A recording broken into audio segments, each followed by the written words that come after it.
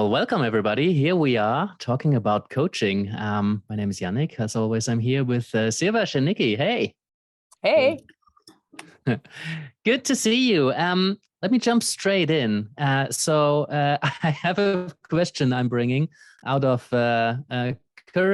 current events have led me to it because avid viewers of the podcast, we are on YouTube. If you're listening to this, if you ever wondering what our faces look like, I've been moving. You might not have noticed things changing, to the left and right of me. It is because we are moving. We're moving internationally. We're moving this Friday. So that plant behind me started getting closer and closer as my house started looking more like this. And I recently wrote about that. People don't notice. I notice it acutely, right? For me, it's like so crystal clear. Also, when I walk into my room, it's just the other day I was walking in, I'm like, oh my God, this looks like horrendous. It's amazing that I'm able to curate this image in a way that doesn't look, it's actually not messy, right? It's actually really well organized. It's just so full of stuff. So it made me think about virtual backgrounds because I considered putting a virtual background. I'm like, why do I play this game with like doing things and curating it? It's because I really don't like virtual backgrounds. I don't like blurred backgrounds. I always feel on some level, what are you hiding? Right. And in coaching, that's poison. There's something around authenticity that I'm like, there's something you're hiding from me, right? What is it? And I don't care about a messy background, and most people don't care whether your background's a bit messy. I guess we all kind of clean up when people come to our house.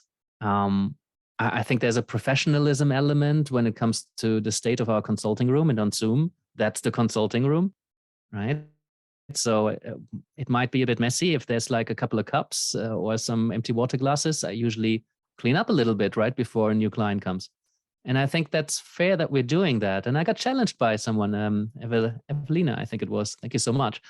She's like, but, isn't that kind of manipulative? Aren't you pretending that you have your ducks in a row or that you're not a messy person or, so that got me thinking, well, we dress, right? We wear clothes. So we are all hiding something as soon as we do that in a way.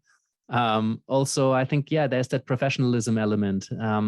So that makes sense to me. And I've been quick to reveal when people ask me, how are you doing? Or they picked up that I'm moving. It's like, how's the move going? And I was very quick to be like, well, this is how it's going, right? So I don't feel I'm hiding, but it certainly made me question. Right. And I totally get when people have a preference not to reveal their private life, which might be happening behind them. And, then don't invite them into the house and give the clients a tour of the whole house. So in a way, what's behind the plant is also equivalent of what's in the other room. Right. So I can see why somebody wouldn't mind. And maybe the effect isn't as much as we might think. But I just, I don't like it. And there's also this edge around. It always makes me think. So I wonder what you guys think about that. Yeah, for me, it makes me think again of just the previous episode we had recently, and that element of transparency, I think actually is a good word for it. I was just thinking about it.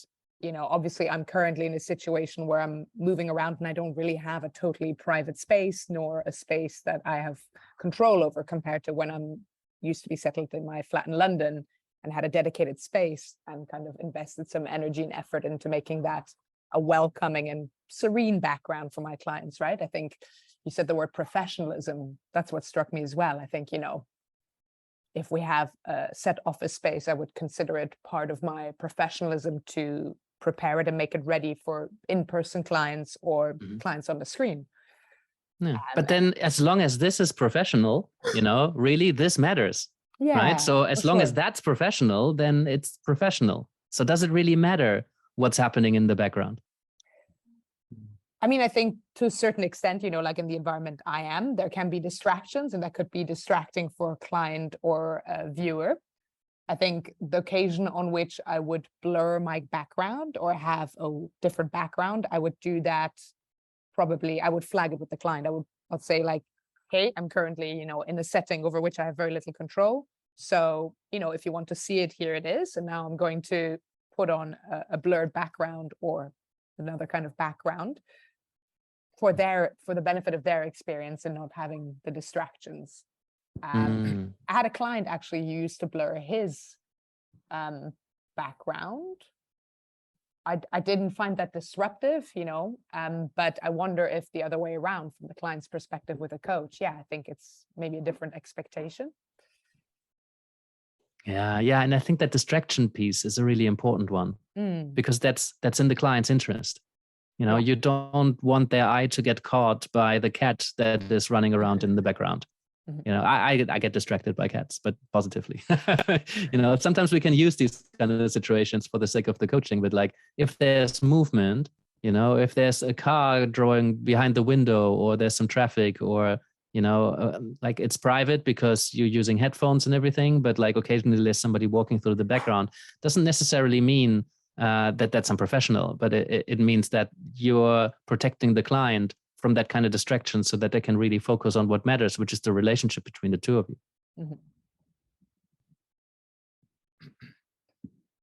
Yeah. I'm always curious if someone has background blurred or has a virtual, so what is behind that?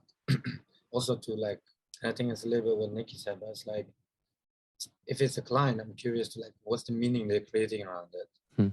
How is it affecting? Because I've had someone I coach and he was like really ashamed.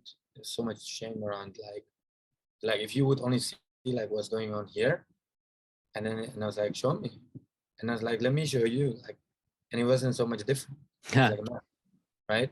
But it's, I think it's, for me, like, meaning is important, and like what meaning are we creating? And on the other side, personally, I like simplicity. I get distracted really easily, and I think it's like, for me, like, so I'm looking at like what serves me, right? Like even here, we moved in recently. I only started working from here a week ago, but I'm like looking like, what the hell is on top of that? What's that there? And like there's stuff on top there, right? And I'm in my head like, well, maybe the client's going to like look into like, what's that, right? I looked at people's books in the background for sure. And I'm like, oh, they're reading this, or, oh, that's interesting. And I think there's a lot that can happen within the coaching, right? On both sides. I like that the conversation is taking a turn into our clients' blurred backgrounds. But like two things I want to mention. One was I used to have a Japanese katana on the top of the bookshelf, like a sword. And I had the most wonderful conversation with a client who said like, is that a sword on your bookshelf? Why? I'd never take you for the person who would have weapons in the house. And it's exactly what you say, Siawash. It was about what that meant to me. And there was a conversation around, I got it out of a hunch, really. I won't tell you the long story, but basically for me, it represented discipline and repetition. In martial arts, there's a lot of repetition, there's a lot of discipline. And I kind of felt drawn to buying a katana at a time where I felt I really needed that in my life, and I wanted it as a reminder for me to value that more, So that led to a lot, because turned out her son was really into katanas, and she was really worried because for her it was a weapon and nothing more. So it's like, oh, holy shit, I'm really worried about my son. And then, there was a lot that she was offered a different perspective with me having no context whatsoever. She just like asked me, and I agreed to give her an insight into my stuff and my personal life, and that was really helpful. That would have never happened otherwise. And likewise, when a client's background is blurred, or when they were using a virtual background, I also get curious. The question is, do I feel they're safe enough yet to reveal that to me? And I could ask them. And it goes beyond blurry backgrounds and virtual backgrounds, right? I sometimes ask, well, I'm curious about, beyond the Zoom frame that we often curate quite well. We had a guest in the coaching lab, Eric Larson, who started the session by, hey, would you invite me into your home? Is your camera portable? Could you show me around? and then like a checkered dance floor, like a breakdance dance floor, a PWC, PVC, PWC dance floor. That would be quite something. So it turned out it's a breakdancer, right? And that led into a wonderful conversation about who he is as a person, what he values, how he sees the world, belief system, social life, hobbies, like what his passion is, what he's like. And revealed so much just by, hey, would you show me around? So now sometimes I invite people to like, I'm curious. It's fine, if you don't want me, invite me in to that level yet. We are still getting to know each other.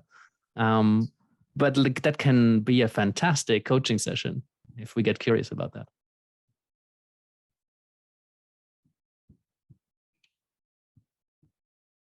I think I've said enough. I'm happy to stop here unless there's more. For me, is that question, right? Like, what are you hiding? Maybe the person is not hiding anything, but it's that like exploring that. And I do think like there's value in professional things simple. I definitely think there's value in that. And sometimes that means blurring, right? Sometimes it means just keeping like a virtual background, right? But again, it's the thing, paying attention to like, what is it doing, right? I've had, a colleague that had a virtual background. I'm just like losing my presence, thinking like, what's going on there in the background? And then I figured out later there was like someone walking around there. Her son was walking around, right? But it's just that, like, I think it's keeping things simple, it's more professional, right? But again, coming back to like, what's happening in this? Do you notice the other person is losing presence? Yeah. Right? Do you notice there's something else coming up? I think it's the act of choosing to not reveal it, whether that's a hiding or whether that's just my boundaries are up more, right? You might meet somebody who didn't intentionally choose to hide anything behind them, but just as a matter of character, they're just not letting you into their life to that degree, bit guarded, which is fair. I've noticed many more clients that I've seen in organizational context had virtual backgrounds on, just because there was a protection of who they are. Yeah, and something else that I've noticed with myself, and again, I don't think it's for everyone. It's like, as I got more confident, I start allowing more in. That sounds like in the beginning it was just like, well, I'm gonna keep things really simple, black or white wall behind me, and I'm not gonna share what's happening on the other side, right? But now it can just be fun, and I pick the camera up and like, by the way, I just started the session. My son just went to nursery, and it's like, this is what he left behind. It's like a bunch of mess everywhere, right? So in my tea break, if I fall, that's what happens, right? But I can, and that's what I find myself, and I've noticed that with some other coaches as well, is like, as they're getting more confident and just in their work, in their abilities, but also I think in their practice is like, they can share like where you did that. They say, hey, by the way, this is what's happening here. Yeah. I think people just connect with you more when you're real, regardless of how awful you think the real you is, or how messy or how disorganized or how X fill in the blank, right? I think if you are willing to reveal yourself to your clients as a coach, they're much more likely to reveal themselves to you. And so I have a clear stance against blurred or virtual backgrounds. And yes, I'm also taking Evelina's point in terms of, yes, I choose to still curate this square. I've been quick to reveal it, and I don't feel like I'm hiding it, but I do keep it relatively clean and nice. So I brought up some questions of like, why do you even bother cleaning up anything? But I think there's an unconscious trust in people when they come in, not clean, but like, right, we take a shower, we dress, like we dress up a little bit maybe when we meet a new client. Nicki just came from a beach, I would absolutely love that because you're just so fucking real. And I would immediately trust you because you show up as you are. And I wouldn't have a problem if that was the case. And, something happened and I rushed, or I didn't have enough time to take a shower because, my daughter just did this, that, or the other. I wouldn't have a problem whatsoever to just turn up as I am. But I guess I want to, right? I like this to look nice. So that's real, I guess. Choice. Yeah. Yeah. I think it's. Go ahead.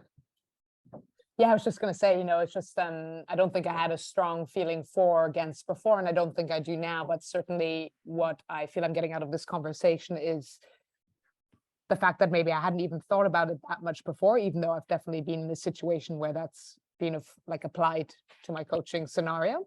And I certainly, I think I would see it now as an opportunity, now that we've had this conversation, to just, I think it's a great opportunity to have a conversation about the client with it. And like you guys said, kind of what comes out of that conversation, especially around the subject of authenticity or like concealing things of themselves or me, maybe about my background. I think, again, it's, I feel like this often comes into our conversation. These little things can just be such an opportunity to actually build trust and, have, something, quite special. It just dawned on me, though, that I really need to step out of my perspective for a moment as well. And for example, my wife is a Lacanian psychoanalyst, amongst other things, but like her perspective on the work is to not reveal yourself, because by showing up real, so to speak, quotation marks, you're losing the position of an analyst, because the position as an analyst is not the position as a person necessarily. You're the analyst. Right. So I know many coaches who work in that way as well. They would, if you show up with all of your background, metaphorically speaking, then your client will make a bunch of assumptions about who you are. And that's not helpful necessarily. It's helpful in many ways because of the relationship building and, being real and authentic, eye level, all of that stuff. I love working in that way. That's my way. But there's certainly a lot of value in showing up as a canvas for somebody to project on, right? If I have a virtual background or just a white virtual background, just nothingness, somebody would, often it still happens, right? Oh, but you're like this and that, and oh, you are so busy, or you're so successful, or, you're a coach, you must know this, or, there's a lot that it says about this person saying it than it is about me. So if I don't reveal much about me other than this, my face, if I dress in plain clothes and, avoid a lot of assumptions that I'm making or statements I'm making, if I don't talk about me and my personal life and my opinions, then we can really, really focus on the client. And as soon as I reveal myself, that's less possible. So it was important to me that I bring in that perspective, because that's a really good argument for virtual backgrounds. Have we had a question before? I'm curious. Like, I think we did. Did we have a question about dress? How we dress in the coaching? Oh yeah, we Way did. Back when? It's one of the least watched episodes. Hop over, people. But yeah, I'm glad that you make the connection. I think it's very similar. Like, I remember, like, years ago, I would never show up in a hoodie, especially something that's public. But then for me, now it's like, well, let me be real. This is sometimes how I feel. Right? Yeah, also your prices are going to be on the website soon, so you can afford it. Yeah, but I think it's that, right? Like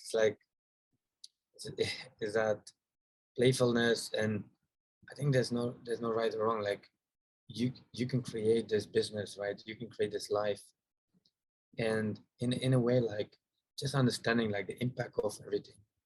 I like this idea. I think it was in the Prosperous Coach book. This idea, like, just having like an interrogation room, like where you just have a lamp and it's just like a blank room with walls. Mm-hmm. Like, I love that idea of a coaching session and just like in an interrogation room, right? Mm-hmm. At the same time, like, you can have. I invited someone in a coaching session, and she was like, "Can we have a session in Mayfair?" Like, why Mayfair? She's just like, "Oh, I want to just like be in that you know, Environment. Yeah. very an environment of abundance and stuff. I was like, all right, cool. Well, you pick the place, let me know. And I was like, well, that's gonna take me freaking like an extra hour to travel, an hour back. Like, you know, and it's these little things, but sometimes it matters for the client, or it matters for the coach. And I know there's one coach who operates from Mayfair, right? I think these things can have an impact. The environment, how we set things up, how we dress, Yeah. everything. Oh, yeah. Yeah. And that particular coach's environment is very well chosen to create this atmosphere. And it can be really helpful. But also, I think it needs to be authentic. But if it's authentic from the client, yeah, absolutely. I would totally follow that. Hey, I'm having a lot of time. We need to bring this to a close just because I'd really love to talk about that third question of ours while we're in this recording session. So, by the way, those of you who are wondering about what the hell I mean, we are streaming live on Facebook. So we are just going live and doing a couple of sessions. And then later on, we added individual episodes. So if you can't possibly wait longer to get more content from us, follow us on Facebook and keep an eye out for the next live stream. With that, thank you very much. Let us know what you think.